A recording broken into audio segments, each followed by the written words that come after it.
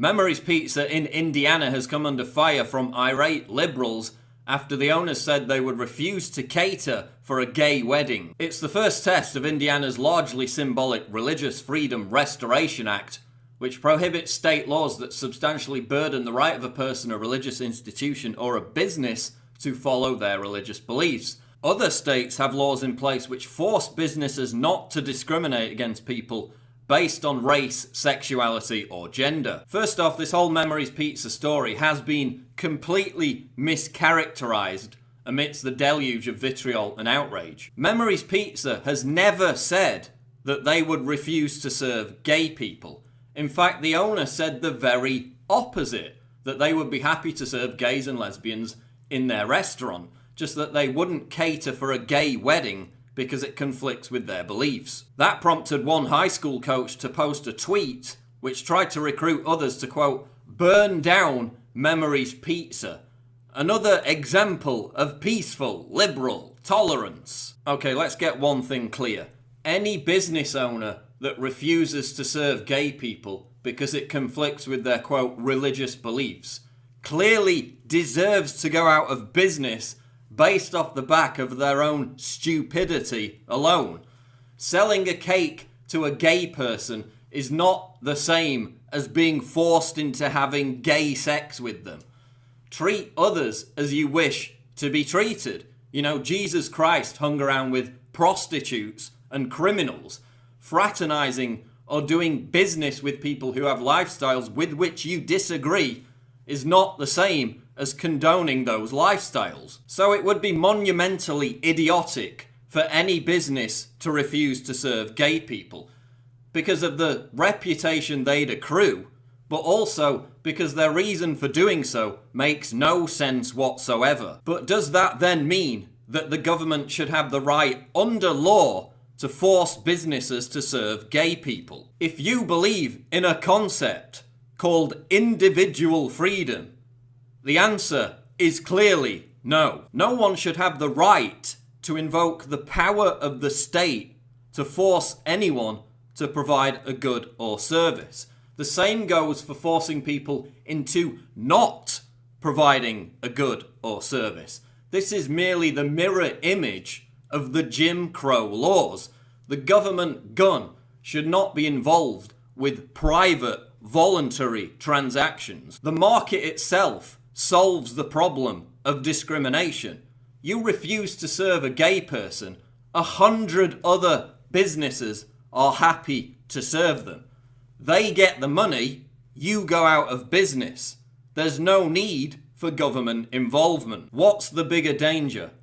Giving the government the power to enforce conduct and behaviour at the point of a gun within people's own private property, or a tiny, tiny percentage of gays not being served in restaurants.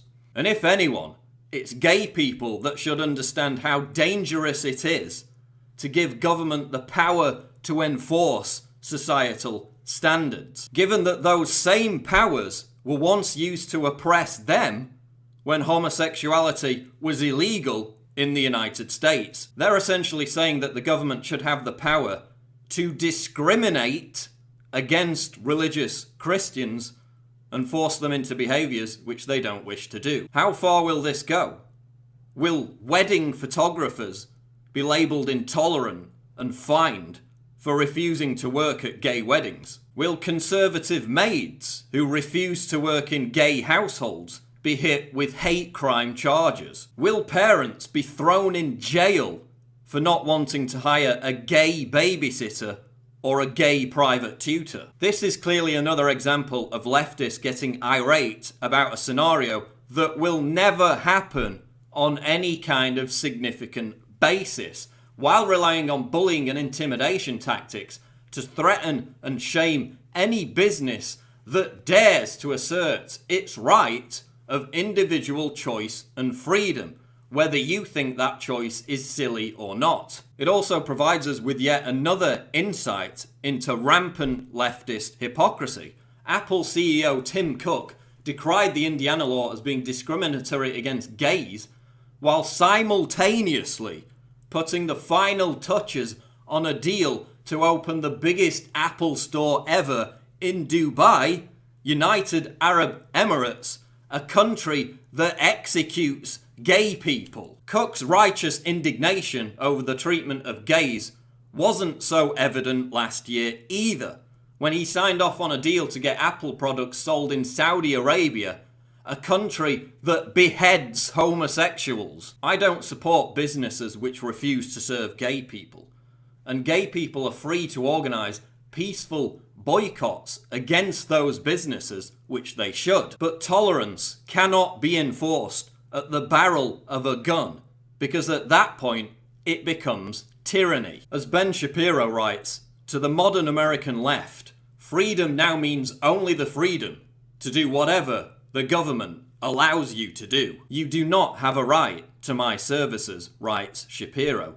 I have a right to provide my services to whomever I choose. If you believe that your interpretation of public good enables you to bring a gun to the party, you are a bully and a tyrant. This is the scenario. You are free to do what we tell you. And if you don't like it, we'll put you out of business. And if necessary, men with guns will throw you in a cage. To me, that's a far more chilling scenario than a handful of gays not getting pizza at their wedding. Check out the other videos, subscribe to the channel. I'm Paul Joseph Watson for Infowars.com.